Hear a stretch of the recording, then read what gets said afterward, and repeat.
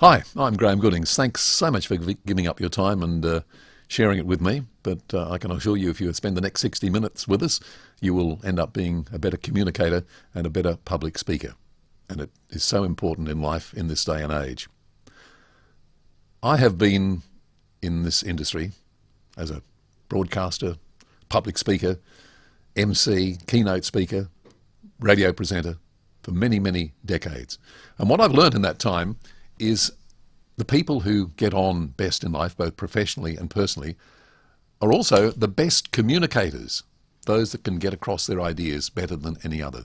Conversely, and you've all seen them, you know some very intelligent, very clever people, very well-educated people, who just seem to struggle in the game of life because they cannot express themselves as well as they possibly could. And that is sad to see, because the ability to communicate is one of the great gifts in life. But I'm here to tell you, one of the most exciting things is that anyone, and I mean anyone, can learn to be a good public speaker. I've had people come up to me and say, oh yeah, well, it's all right for you. You know, you've been in the business for years, you're an extrovert. Well, no, I'm not. I'm actually an introvert. I could never do it. I could never put myself in that position. Well, you can. Anyone can learn to be a better communicator, a better public speaker. It's like riding a bike or learning to cook. You can all do it. Now, some will succeed to a greater level than others. If you work hard at public speaking, you can become great. If you just want to be good at it, well, you don't have to work quite as hard. So, spending the time here today, I hope you will, at the end of it, find that it's worth the effort. The harder you work at it, the better you'll get at it. If I could just share a story with you, some years ago, I taught a young man public speaking. And I would have to say that he was the shyest, most retiring person that I've ever had to deal with. He didn't want to do the public speaking course. It was the last thing on his mind, but his employer insisted. They said that you're in the public eye, you need to go out there and meet the public, you've got to learn to conquer your fears. So he set to work, and it was a long and arduous task that I must admit. Put him in front of a camera and he would look down, he would look away, he would mumble. He just found it very difficult to come to terms with. But work and work and work, and he gradually gained confidence. And to cut a long story short, a few years later, this same shy, retiring person was asked to speak in front of the United Nations General Assembly in New York. He had to speak in front of some of the world's great leaders and great orators and great speakers. And he performed with distinction. He got up there in front of thousands, millions of people internationally and delivered his message. And I was so proud to see that happen, considering where he came from. And that convinced me that if he could do it, just about anyone could do it. So what is it that stops people from taking that next step? And I ask you, and if you'd like to ask a question in the chat box, please do. Why do you not want to take the next step when it comes to public speaking? And I can tell you that it really comes down to a four-letter word, and it's called fear. Now, while people are formulating their questions, I just want to tell you that I asked before this webinar for people to email me, text me, and send me messages on social media, questions about public speaking and regarding fear. And let's see, one of the questions is from Anne, an email, or not a question. She said, why do I fear public speaking? The fear of embarrassment, the fear of being rejected. Alan says, I don't have anything interesting to say. Mike says, I'm just terrified that I'll forget what I have to say. And that is the current theme or common theme. Does that affect you that way? Or do you have other fears? I'd like to hear them. Please let us know. We'll have a Q&A session a little bit later on, and you can ask your questions then, and I'll do my best to answer them for you. But if you are fearful, don't hide away in your cocoon. Believe me, you are not alone. Who fears public speaking? Have a look at this list. Arnie Schwarzenegger, Harrison Ford, Princess Diana, Margaret Thatcher, Prince Harry, Richard Branson. It doesn't end there. Mahatma Gandhi, Tiger Woods, Warren Buffett, Julia Roberts, Samuel Jackson. others that I haven't mentioned. The list goes on. And do you think they would have been as successful had they hadn't overcome their fear of public speaking? We might not have heard of these people. They had to learn to conquer that fear or to control it. You may not eliminate the fear altogether, but you can control it. And these people learnt to control their fear. Here's a face that you recognise, Jerry Seinfeld. I don't think he could ever be accused of being fearful when it comes to public speaking, but he did have something very interesting to say when it comes to public speaking. According to most studies, a person's number one fear is public speaking. Number two is death. Jerry said, death is number two?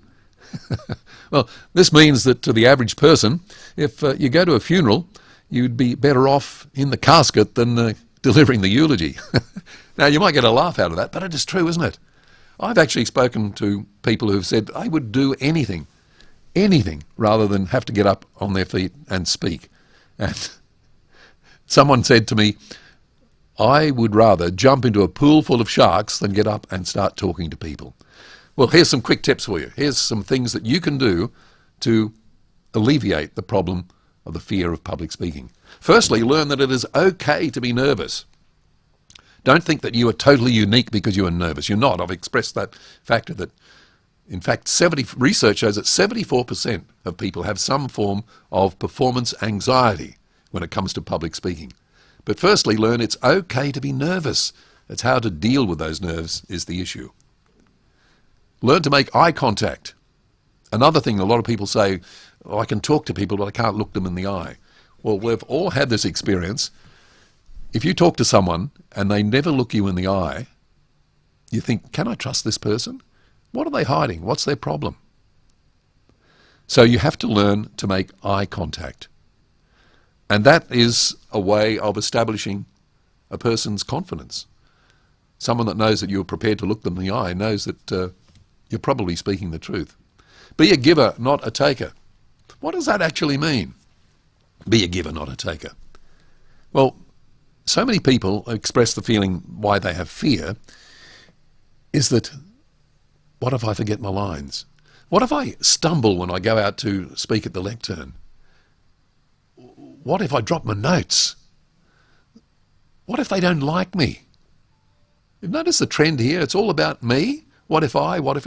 What you have to do is turn it around and think, what am I providing for the audience? What information do I have that will make their lives better? What can I tell them that will generate interest and concern in life? How can I influence them? At the end of this speech, how will they be better off? Notice that's turned around, so you're not thinking about me, it's you. So being a giver, not a taker, is vitally important. Breathe and speak slowly. So many people say to me, Graeme, what do you mean breathe? That we always breathe? Yes, we do always breathe. But when we become nervous and anxious, we tend to have shorter breaths, we speak faster, our voice goes up, and we lose all sense of control. So breathe and speak more slowly. If you speak more slowly, you have time to collect your thoughts. You don't get ahead of yourself. If you speak slowly, you sound like you're in control, as opposed to sounding like someone who's out of control. Focus on positive reaction.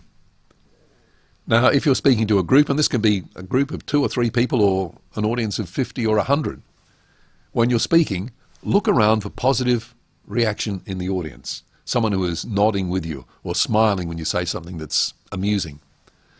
Look for that positive reaction. Ignore the negative reaction. I remember once giving a talk and I thought it's really going well. They're really enjoying it. And I looked down and in the second row was this gentleman whose head down and he was sound asleep. What impact do you think that had on me? But I didn't dwell on it, because if I had, I would have dropped my bundle. I would have thought, what's the point of this? So I looked around and sure enough, there were other people in the audience who were actually enjoying what I had to say. So focus on the positive reaction. A very important thing to remember is the audience want you to succeed.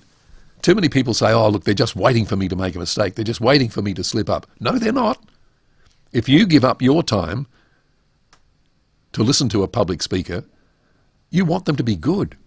If you're giving up an hour or so of your time, You want to be entertained, informed, educated and persuaded. You don't go out there thinking, I hope this isn't the waste of my life. I hope I'm going to sit here and be bored, stupid. No. So the moment you walk out on stage, assume that the audience want you to be good, and they do. And when you go out there with that attitude, guess what? You'll be way more confident. Excuse me while I have a glass of water. Excuse me. And the benefits of better public speaking. Well, professionally, increased confidence, job opportunities, that leads to higher salary. That's not a bad thing, is it? On a personal level, greater self-esteem, stronger communication skills, more fulfilling relationships. All pluses, and this is all born out of being a better public speaker. And employers want employees with excellent communication skills. Many people say, look, the job I have doesn't require me to be able to speak in public. Well, we're not talking here about necessarily getting up and addressing a crowd of 50 people or standing at a lectern. It could be in a retail setting, speaking to some prospective customers, clients. Most aspects of life, work life, mean that you have to be able to communicate well. Let's take a look at this case study. We have on the one hand Sam and Joe. Sam has a bachelor degree in civil engineering. Joe has a bachelor degree in civil engineering. Sam's been employed for 2 years. Joe was employed at the same time, both working for the same company. A vacancy came up. Now, in this time, both of them incredibly well qualified. One of them always put their hand up when something had to be said in public, a policy had to be delivered, an assessment of what is happening in the company had to be done.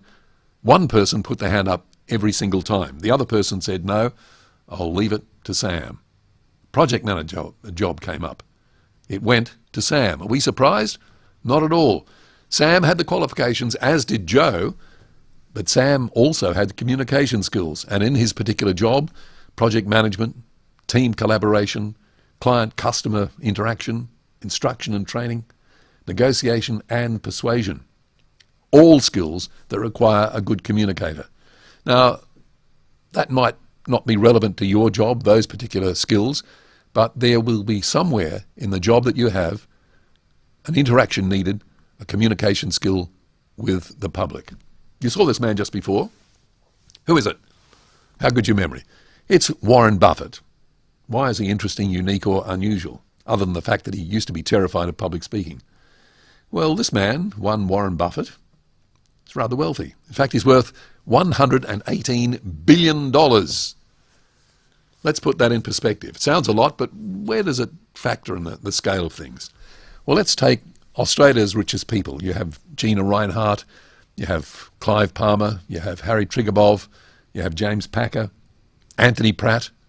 We'll put all their billions together, all of them, and it doesn't add up to what Warren Buffett's $118 million adds up to. An awful lot of money. Now, I hear you saying, well, so what? Money isn't everything. No, it isn't everything. But when you consider where Warren Buffett came from, he was terrified of public speaking to the extent that he would physically vomit if he had to get up and speak. When he went to college, he deliberately took classes that didn't require public speaking. At some stage in his life, he thought, this is ridiculous. I'm going to have to do something about it. So he went and enrolled in a Dale Carnegie public speaking course. He succeeded, and that set him on the trail of success. In Warren Buffett's office is one certificate on the wall. Now, he's been presented with honorary doctorates and degrees from all around the world, but only one plaque adorns his wall. It's the Dale Carnegie course in public speaking. He said it is the most valuable, most important investment he ever made. Public speaking, according to Warren Buffett, is the one skill that will raise your value by 50%. Think about that over your lifetime. It will raise your value, give you greater opportunities. 50% is that figure. It's certainly worthy investment, isn't it? Look, after the Q&A, and this is a little incentive, and thank you so much for taking part today, I have a free gift for you. Now, I know that's a tautology. If it's free, it's obviously a gift. If it's a gift, it must be free. But we say free gift. Story for another day. And the free gift, or the gift, is my ebook, 25 Quick Tips on Public Speaking. It will help you conquer your fears. It will help you become an influential communicator. It will help you tell stories and to sell your message. It'll help you inform, entertain, and persuade. And it's in this simple book. And it's yours for the asking, and it will be free, as I said, and I'll tell you how it will be yours a little bit later on. To 3 tips that will instantly make you a better public speaker.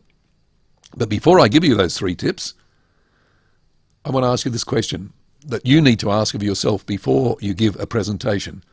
What is the purpose of your presentation's message? There are 4 key reasons: to inform, to entertain, to persuade, or to inspire. You can pick one or a combination of 2, or if you're particularly adventurous, you can pick all 4 and incorporate them in your speech. But you certainly need to pick one. What am I out to achieve here? Do I want to inform? Do I want to educate? Do I want to persuade? Do I want to inspire? And when you've got that framework, then you can take the next step on putting your speech together. Now, back to the 3 tips that will instantly make you a better public speaker. One of them is drink plenty of water, clear your throat. Apologies for that. Okay. The 3 key tips. Preparation. Now, good speeches don't just happen. You may know your subject well, but that doesn't mean you could still sell your story without practice.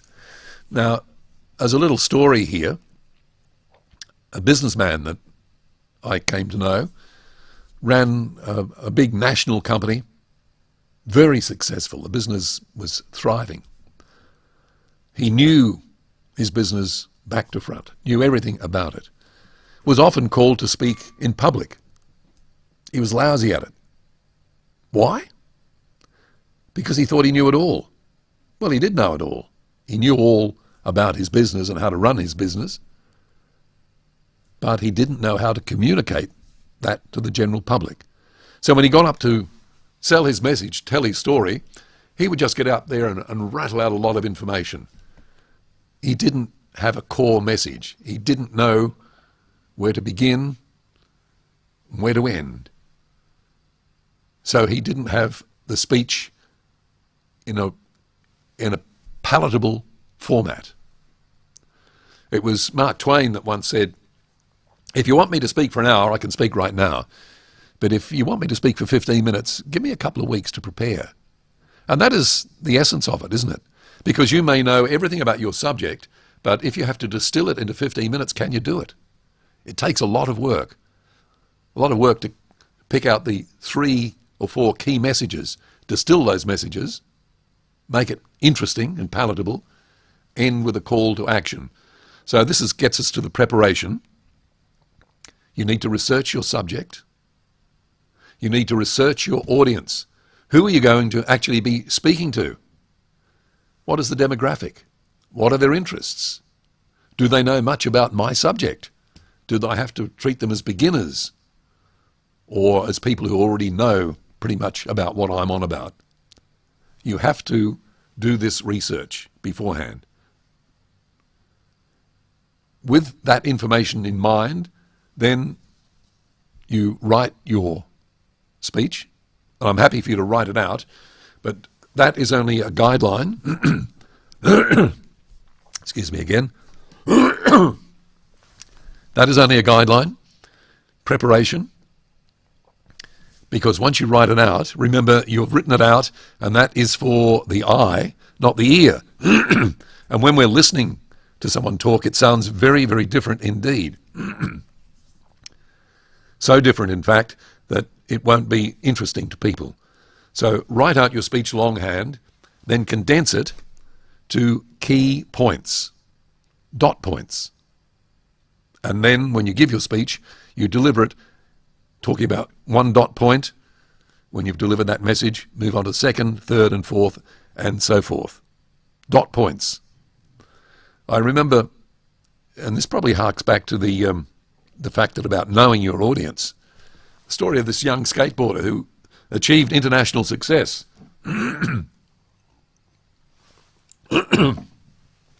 Excuse me again. He achieved international success as a skateboarder, and he was much in demand as a public speaker. But he made the mistake of not doing his research, and he was asked to speak at this organisation. And when he turned up, international skateboarder, no one in the audience was under the age of 60. So what relevance did a skateboarder have talking to this group of people? And as you can imagine, the speech went over like a lead balloon. Now, with a bit of research, he could have still talked to the same group of people, but taken a totally different tack. What could he have done, you ask? Well, all right, he's a skateboarder. Surely among these people in the audience, they would have children or grandchildren that like skateboarding. So that could have been his line of attack. That's what he could have said. Ladies and gentlemen, great to be here. How many of you have kids or grandkids who love skateboarding? All of a sudden, oh, yes, I do. No, I don't. Whoa, where are we going with this? Then the next question, how many of you have fears that it's a dangerous sport or it's a waste of time? I could or should, they should be doing something else. All of a sudden, you've got the audience actually listening to what you're saying. Oh, now this is relevant. I've got a young nephew. He's a skateboarder. I worry that he's wasting his life away and he could get hurt. Then you sort of say, well, look at it. Look at me. I now make tens of thousands of dollars as a skateboarder and on the talk circuit. Here we have, all of a sudden, made skateboarding relevant to people over the age of 60. It takes a bit of work, but it can be done. The same with any subject. So in preparation, do your research, know your audience, and know their interests. Then we get the practice. And this is the element that many people say to me, oh, yeah, can we do without the practice? No, you can't. Practice. If you've done all the preparation, you've done all the hard work, if you don't practice it, you might as well be wasting your time. You might as well be wasting your time. I was going to say something that was not really relevant. We might have had to bleep it out. But you need to practice. And the experts will tell you that you need to practice possibly 30 hours for a 1 hour talk. That's right, 30 hours for a 1 hour talk. That's 15 hours for a half hour talk. You might say, look, I'll never do that. Well, that's fine. You don't need to do that much preparation. But if you do that much preparation, you'll be that much better. So preparation is key. And how do you do that? With practice. Practice in front of a mirror. That's pretty good. What is better is practicing with a smartphone. We all have smartphones. And if you set up the smartphone on video to record you, you'll be amazed what you get back out of it. You'll deliver your talk and it's all going well and good and you're pretty happy with it.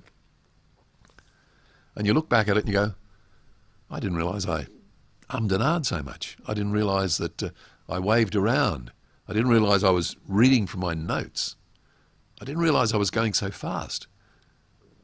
So here is a wonderful way of finding out exactly what you're doing right, what you're doing wrong. You take out of that, not to and ah as much, to slow down, to not sway from side to side, to not read notes, then do it again. Is it improved? Yes, it has. No, it hasn't. You keep going until it gets better and better. It's also good, too, to have somebody who can watch and critique your speech. Don't be too sensitive about it if they say, oh, it was a bit boring. You learn from that because the practice that you put in, you get the rewards later when you actually do it. So we move on from practice to performance. Comes the big day. You've done all the preparation, you've done all the practice, and now you're going to actually get on your feet and deliver your first speech. How do you feel about it? Excited? Nervous? Fearful? Got a great tip a little bit later on for overcoming those nerves. A great tip, and I guarantee it will work for you. But firstly, with your performance, remember the words of humorist Will Rogers, who said, "You never get a second chance to make a first impression." And it's so true, isn't it? And we've all experienced this. You go to a party or something, you walk into a room and you look across the room and you see someone standing there talking to someone. And you notice the way they're moving and throwing their head around and laughing or whatever. And you almost immediately form an opinion of them. Oh, she seems like a nice person. He looks like he's up himself. And you form these impressions, you meet them later and you find out your first impressions might have been totally wrong. But the thing is, with first impressions, they're very hard to shake. As it is with public speaking. You are being assessed from the moment you are introduced. So when the person introducing you, if you're giving a speech, is, "Ladies and gentlemen, please welcome to the stage Graeme Goodings." And you head down and you shuffle out to the stage like you're walking to the guillotine. And you get to the lectern and, "G'day everyone," and you get launched straight into it. No. Bad, bad, bad. You've made a bad impression. No matter how good you are after that, you've lost them. You're going to take a long time to win them back. So when you're introduced, "Ladies and gentlemen, please welcome to the stage Graeme Goodings." You smile. Your name has been called out. You stride to the stage, shoulders back. You look around the audience, step up to the lectern, and say nothing. That's right, you pause. You step up to the lectern, you look around the audience, pick out a few faces, nod, smile. This can take 4 or 5 seconds. Don't worry about it. That is good. Because that shows the audience that you're self-assured, you're confident.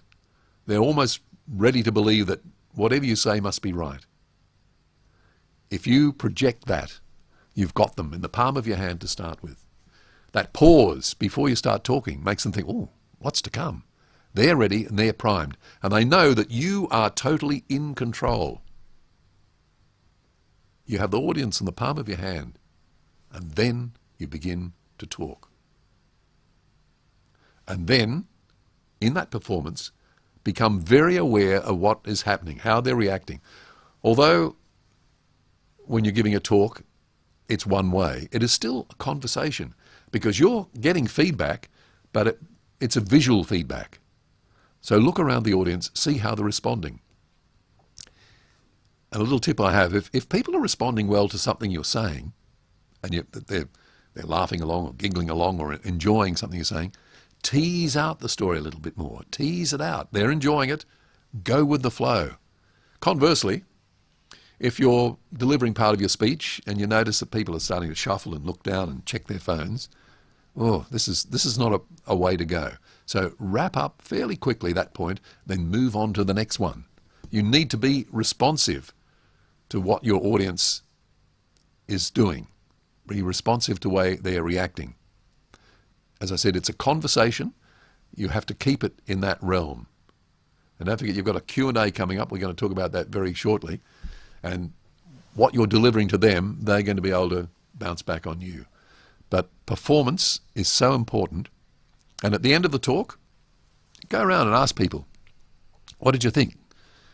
Did I leave out anything you'd like me to talk about? What could I have done to make that a better experience for you?" And don't be too proud to take on the chin that, well, maybe it wasn't as good as you thought it would be. But I guarantee you that you seek that feedback and work it into the next time you're in a talk situation, you will be better for it. So it's a give and take thing. Preparation, practice, and performance. Okay. Now, I'm going to talk about the Q&A at some length here. Never underestimate the Q&A that comes at the end of your talk. So many people that I have dealt with have got a rude shock. They've done all the preparation, all the practice, they've performed well in their talk, only to be undone by the Q&A because they've done no work for it. For some reason they think, well, I know my subject, I've delivered the talk, now any questions? And they get floored by the questions because the questions take them outside the parameters of their talk. They just don't know where to go with it. So treat the Q&A very seriously. And it's good, once again, in your practice and preparation, to get someone to listen to your speech or talk and then come up with some questions for you and just throw them in, see how you handle them. You have to know more about your subject than what you're just talking about. If all you know about your talk is encapsulated within that talk, you can't expand on it, can you? You can't make it broader. So know way more about your subject than what you divulge during your talk. So in the Q&A, it can be a minefield. You have to be very, very careful the way you handle a Q&A. A couple of little tips here. When you're asked a question, repeat it. Now this serves two purposes. Usually, unless it's in a big auditorium and it's highly organised and they have people running around with microphones, if someone asks a question over here, you might hear it, but the audience over here hear nothing. You end up answering a question, they're going, well, what's that about? So you repeat the question, paraphrase it if need be. You repeat the question, is that what you're asking? Everyone has heard the question. Then you can give your answer. That's one purpose. The second purpose is by repeating the question, you give yourself time, you buy some time to formulate your answer in your head. Instead of having to just go fire straight off an answer, you've got a little bit of time. And then you can deliver your answer. Another thing with a Q&A that you have to be very, very careful about is don't wing it. Just because people have come along to hear you speak, if someone asks a question that, well, you're not really sure of the answer, but I'll wing it. Don't ever do that. Big mistake. Often, it can be a gotcha question. Someone in the audience will actually know the answer or know more about the subject than you do. Be humble and honest and say, look, that is a great question, but unfortunately, that's outside my level of expertise, or that's something that I'll have to do some research on. Thanks for bringing it to my attention. I will seek out the answer and get back to you later. That's what you do. You do not, by any means, wing it. That is dangerous, very dangerous. What about the heckler? Well, I can honestly say in many, many decades of giving talks, I wouldn't even need one hand to count the number of hecklers. You have to be very careful with dealing with someone who's just being a smartass. You have to be careful if they say something that's funny and the audience laughs. Be very wary about trying to top it. Some comedians love hecklers. They absolutely love them because they throw the lines back and it's to and fro and it's very funny. It can be a bit embarrassing if somebody throws a line at you and it gets a big laugh and you throw a line back at them. Silence. Crickets. Don't get into the to and fro of trying to be funnier than the person who interjects. If it is funny at your expense, laugh with the audience. Take it on board. The audience will respect you for that. Don't get defensive about it. And if the heckler is being somewhat offensive, you take the moral high ground. Stay calm, stay in control, and say, look, I appreciate your input, but we need to move on. And you will find 99 times out of 100, the audience will be totally with you, and they will just put enough pressure by just staring at the person that has interjected that they'll make them very quiet and they won't respond. So hecklers need to be dealt with, but be very careful and don't get into a slanging match with them. It is not a good thing to do. The Q&A is a great vehicle to get some interaction with your audience. But a little tip here, with the question, at the start say, do you have any questions? Better to start with, I know you have questions, who would like to go first? Now, invariably, as happens in a lot of cases, the audience are very slow to warm to questions. They might have questions, but they'll wait for someone to go first. So you have some questions prepared. Do you have any questions, or what questions do you have? Look, while you're thinking of them, one question that I'm often asked is, and you lead into it. And usually that generates a question after that. But you have to control the Q&A. And be very mindful also in a Q&A session that comes at the end of your speech. Don't wrap up the Q&A, say, oh, well, no further questions. Well, thanks for that. Thank you very much for your attendance. Good night. No, you've dropped the ball. That is totally the wrong way to go about it. Have a prepared ending. If you're smart on your feet, use what was in the Q&A, wrap that up and condense it.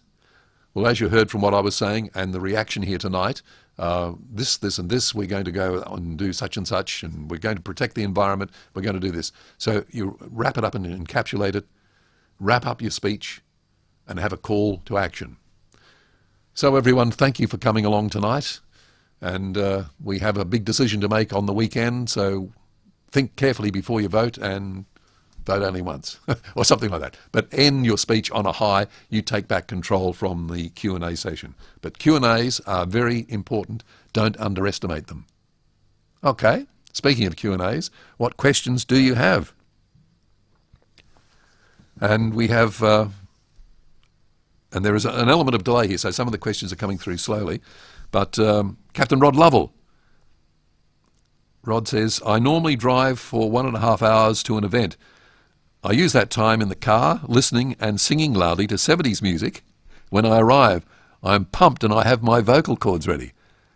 That is excellent, Rod. I thought you were going to say you practice and rehearse your speech, which is also a good thing to do. But yeah, look, you've got to find ways and things that work for you. Some people like total silence before they have a speaking engagement. They don't want to be interrupted. Others like music. Sports people do it. You know, put the cans on, listen to music, and wah, wah, wah. Rod gets pumped up for his by listening and singing loudly to 70s music. I'll tell you what I do if I've got a speaking engagement. I usually run through it. And in fact, a talk I give often over the years is my life in the media. You know, from the early radio days to television and internet and beyond. Now, I've given this talk 1,000 times, but I refresh it in my brain because there'll be certain key dates and key things that often I'll think, oh yeah, when did I move from Melbourne to Adelaide? When did I go into television and leave radio? And if in the speech you're searching for these times and dates and so forth, it just takes the edge off what you're doing. I will, in the car, particularly if it's a 30, 40-minute drive, set off and deliver my speech, pretty much, and then do a phantom Q&A. What sort of questions could I be asked? How will I answer them? So there's never a time, a downtime. So whether you use that time going to a speech to gee yourself up by listening to music or rehearsing your speech, it's all a good thought to do. I asked for questions on email leading up to this event. Kate says, I'd love to know more about how to handle situations in public speaking when an audience member railroads you and tries to throw you off or disagrees with something you've said. I've had this happen before in my line of work. It rattled me a bit. Well, Kate, yeah, I can understand it would. But with the right preparation, you can stay in command of the situation. And that is the key. No matter what happens in a Q&A during a speech or whatever, you are at the lectern, at the podium, whatever, you are in control. But whatever happens, you must treat the audience with respect. If someone heckles or railroads you, don't be dismissive. They're there, they've given you the courtesy, listen to you. Now they've tried to railroad your speech maybe, and you think, well, this is not the right way to go. Still listen to what they have to say. They might have some very valid points. So listen to it carefully. And then if you disagree, say, well, thank you for your input, but I think this, this and this.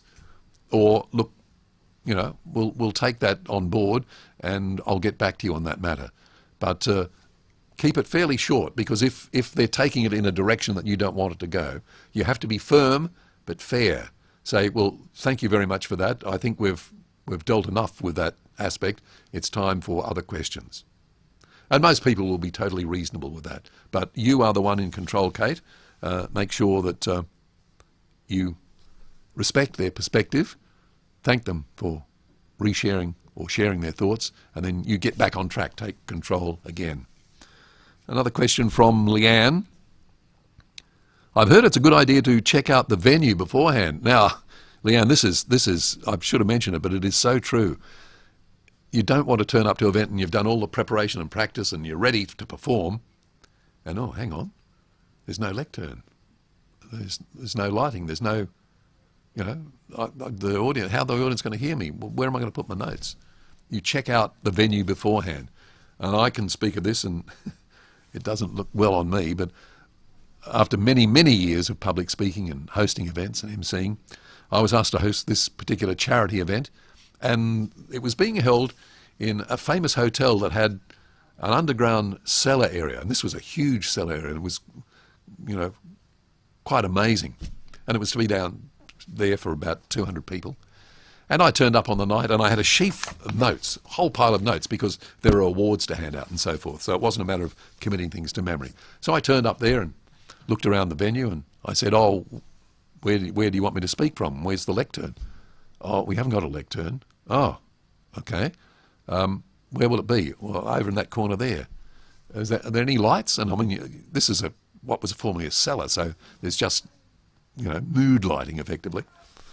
And embarrassing in the extreme, I ended up doing the whole show with my smartphone turned on, the torch, reading the notes.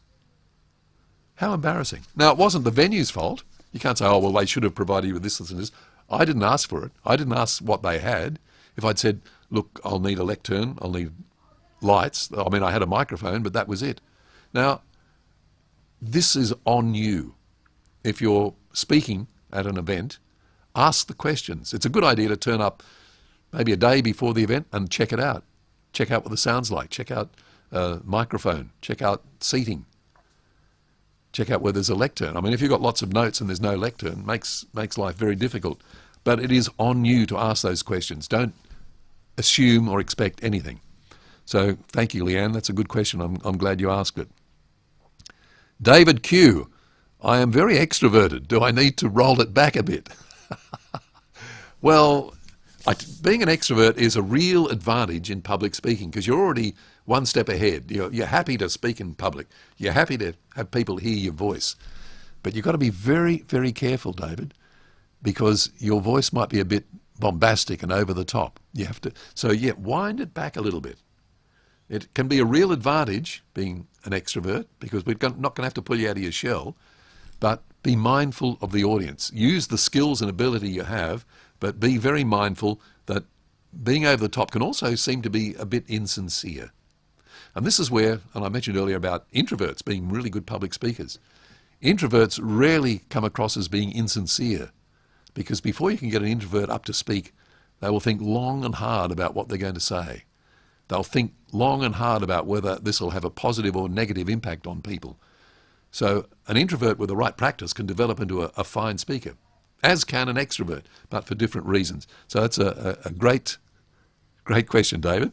An extrovert, do I need to roll it back a bit? Yeah, just roll it back just a little. Any other questions here? We have Colin.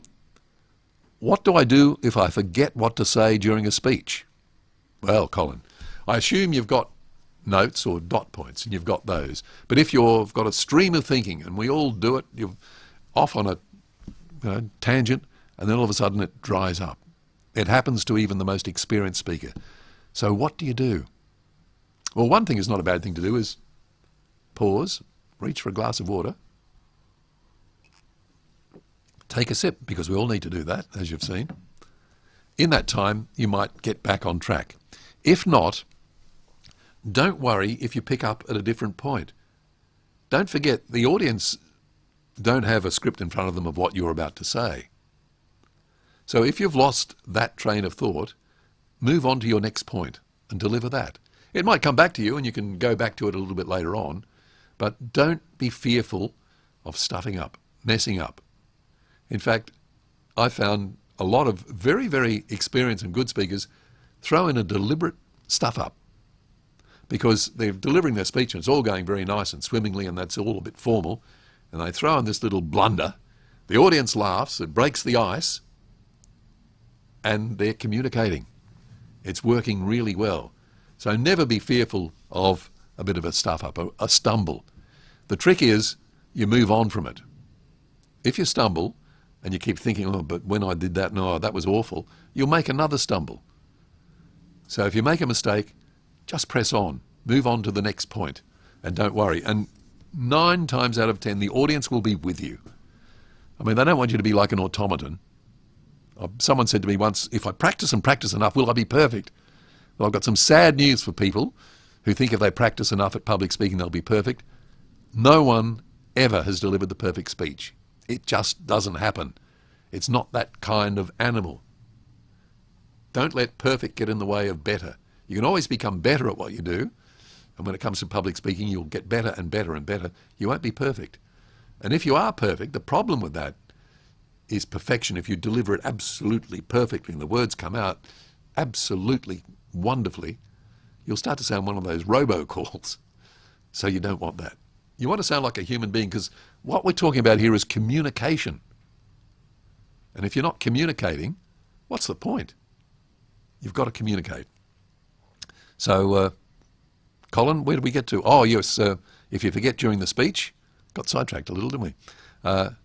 Take a deep breath. Look around your audience. Give them a pause. Pauses are great. Scan your notes or the slide if you're working to slides. It might give you a cue. Maintain your composure. Stay in control.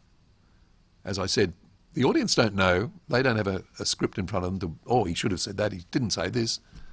You are in control of the show. So no matter what happens, actually one of the worst things that can happen, here's a little tip. You've got a sheaf full of notes, okay? And you're up on the stage and all of a sudden you drop them to the floor and they go, pfft. Well, that'll get a laugh. You can go with that. And you put the notes back up on the desk and you don't know which is next. The trick here is to always number the pages. 1, 2, 3, 4, 5, 6, 7. So you can get them back in order. Too many people have got a wad full of notes. They're not numbered. They don't know where they are. It all falls apart. It gets ugly. Number your notes. Okay. Rod again. Yes, Rod. When accepting an invitation, my return email contains my bio and also my requirements, rescreen, mic, etc. That way everyone is in the loop. Rod, that is an excellent advice. Excellent advice. And when I'm asked to speak somewhere, they're the questions I ask. What is the audience like? What are their interests? What are you expecting from me? How long do you want me to talk? Questions like, and a microphone. Will there be a microphone? Will there be a lectern? Those are the sort of questions. And what areas don't you want me to cover? There might be some very sensitive areas that you might throw in as a funny line and they'd take you aside later and say, oh, wish you hadn't said that. So that's great advice from Rod in your return email. And as Rod said, send your bio.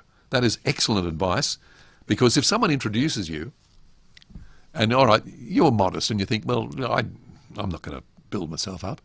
And someone will introduce you and they might have the wrong information or they might use a lot of the material that you're going to use. So I suggest that if you're asked to speak somewhere, send a bio or send a suggested introduction. And you'd say to them, look, you don't have to use this, but it might help you. And I find many, many times that they will read that out verbatim. And it'll just be a background about you, what you've done, and a lead into what you're going to talk about. The more information you provide a venue with and the people with, the better the outcome. And after all, it's a performance from one end to the other. And people will appreciate it if you help them out, because often you might be speaking somewhere and they've not experienced this. So the more information you can give them about yourself and your needs and requirements, then they can come back and say, look, we can't do this or we can do that. Better off. Have we got time for how are we going for time? Yep, another question. Can you tell me again about nerves and how one feeling is the same as another? Yes, I can do that. I can do that, and I will do it a little bit later on. I'll just answer one more question from Isaac. I like speaking in public, and I'm confident at it, but I know I and ah a lot. What can I do? Yeah, that's true.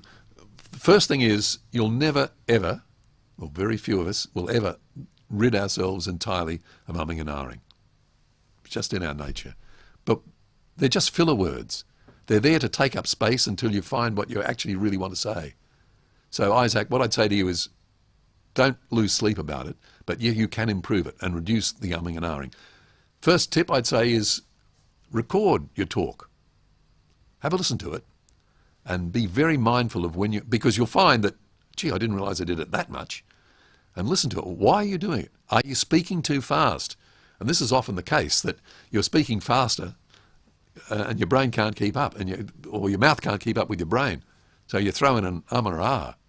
So slow up your delivery.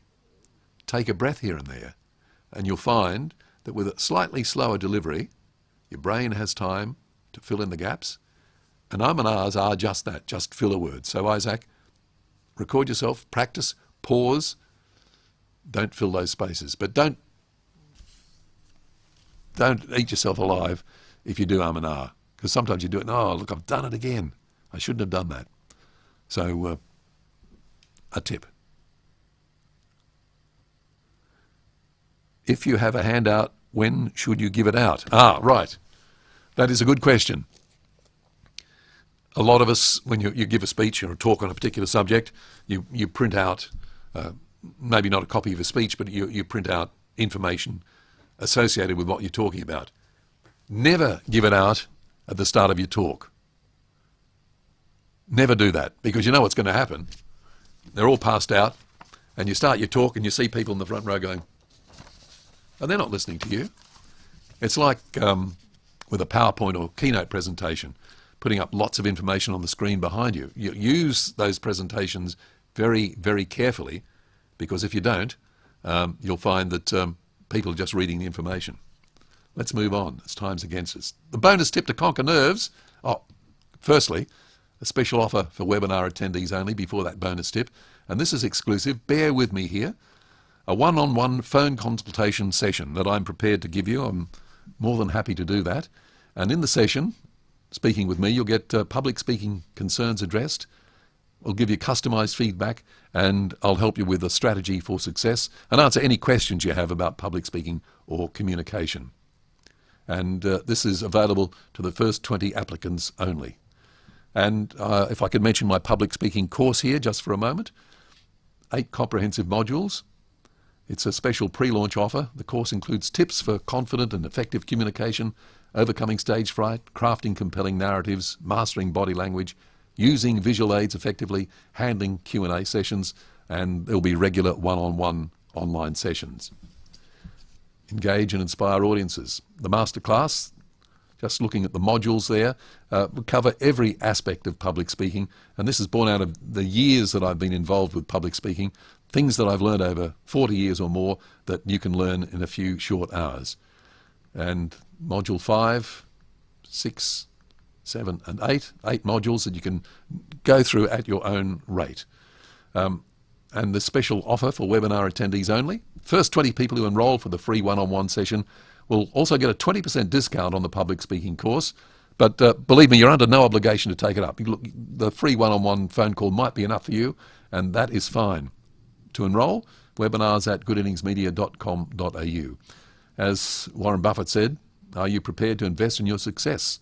Now, the offer, 8 comprehensive modules, a special introductory price, $995 or 6 payments of $185 for the first 20 applicants only. For more information or to enrol, webinars@goodinningsmedia.com.au. Are you prepared to invest in your success? That's the question you have to ask yourself. You might find that you've got enough out of today. You might find enough in the one-on-one aspect of it. You might find that the book I'm sending you is enough, and that's good too. But you need to ask yourself these particular questions. Do I want to motivate others? Do I want to boost my confidence, develop my critical thinking skills, and create a lasting impact? And really, it's up to you how serious you are about improving your public speaking skills. So if you are, register now for a free one-on-one consult, webinars@goodinningsmedia.com.au. And this limited offer extends to the first 20 people who enrol for the free one-on-one course will also get a 20% discount on the public speaking course. 8 comprehensive modules, that price is down to $795 or 6 payments of $145. And there is a 30-day money-back guarantee, so if you start the course and think, no, it's not working for me, that's fine. And once again, that is the web address. The bonus tip. I raced through that because you didn't tune in here just to get a story on my course, did you? But I told you about it anyway. The bonus tip to conquer your nerves. Now, this is interesting. This is something I found out some time ago. Tell me this. Nerves versus excitement. What is the difference between feeling nervous and feeling excited? Well, when you're nervous, what do you feel? What happens to you? Your heart races. You breathe more quickly. You feel edgy. What about when you're excited? What are the symptoms? Well, your heart races, sweaty palms, your voice rises, you feel edgy. Notice something similar? That the way your body is reacting to nerves and excitement is absolutely identical. The only difference is the label you put on it. Now, you can influence your brain here. What you need to do is, instead of, I'm about to speak, oh, I really feel nervous about this, what you say is, I'm about to speak, I feel really excited about this. Put a different label on it, and it is amazing how much control you take back of yourself. Sports people do it all the time. You know, were you nervous before you jumped in the water for the 100 metres freestyle? No, I was excited. No athlete will tell you they were nervous before they started. They'll tell you they were excited. And you can do the same thing. And I tell you, it works. So repeat after me. Repeat after me. I'm not nervous. I'm excited. I'm not nervous. I'm excited. And it will work. It will work, guaranteed, because your brain will do as it's told. It's saying, well, all these symptoms are the same. You're the one that's putting a label on it. You're the one that's saying, I'm nervous or I'm excited. So put the excited label on it, and you'll be absolutely amazed what effect it has on you. Now, you've hung around this long, and I really appreciate that. My free gift, 25 quick tips on public speaking, the ebook, if you would like that, and I really would like to pass it on to you. Email me at webinars@goodinningsmedia.com.au. Say, please, Graeme, can I have the book? And it will be sent to you, obligation free. There's absolutely no commitment for anything else. I'd love to pass it on to you. It's a book that I put a bit of time into, one of the books I've written, but it's one that I would like to pass on to you free of charge. I said early on that the beauty of public speaking is it's like riding a bike or learning to cook. Anyone can learn to do it. It's up to you, the amount of work that you put into it, whether you want to be good or great. And the wonderful thing is that anyone will tell you that has spoken in public that after you overcome your initial reservations about it, you give a talk, you get the applause, you walk off the stage, and it is one of the most wonderful feelings you could ever have in life. So what I do suggest to you is take every opportunity you can to speak in public. It's no good to get my book or anyone else's book on public speaking. Say, I read it, nothing happened. It's like buying Arnie Schwarzenegger's book on bodybuilding and say, oh, I read it from cover to cover and the muscles are still flimsy and I've got no abs. You've just got to do it. And when it comes to public speaking, there are lots of ways of doing it. There's things like, I mean, the first time you did it was show and tell at school and so on and so forth. You know, at work, if someone's leaving and they need someone to wish the person well in their new career, at a 21st birthday party, say, yeah, look, I'm happy to get up and talk. Because the more times you do it, it's like exercising a muscle. Every time you do it, it'll be better than the last time. And you'll get to a point where you really enjoy it and look forward to the opportunity. And in the personal sector, you'll be able to inform friends, entertain, educate, persuade them, where before you might have been a shrinking violet, a group of people, where are we going on holidays? You stand there and, oh, yeah, okay, I'll be in that. Wouldn't it be nice to be the one that puts their hand up and says, no, I think this is what we should do. This will be much more fun. And you can do it. It's a beautiful experience, public speaking. You can really enjoy it. How else can you have so much fun? That's the free speaking book. Now, any questions about the course, one-on-one phone consult, the free offer, questions in general about public speaking, I'd love to hear from you. Webinars@goodinningsmedia.com.au. That is the number. I thank you so much for your time today. As I said at the start, time is valuable, and to give me 60 minutes of your time, I really appreciate it. I don't think we've gone over time. We'll try not to. That's another thing I never got to. When you're speaking in public, if you've got an allocated time, speak to it. Don't be so rude as to impose yourself on other people who might be speaking after you. So thank you so much for your time again. I'd love to hear from you, and I look forward to you when you make your public speaking debut if you haven't done it already. You have a great day.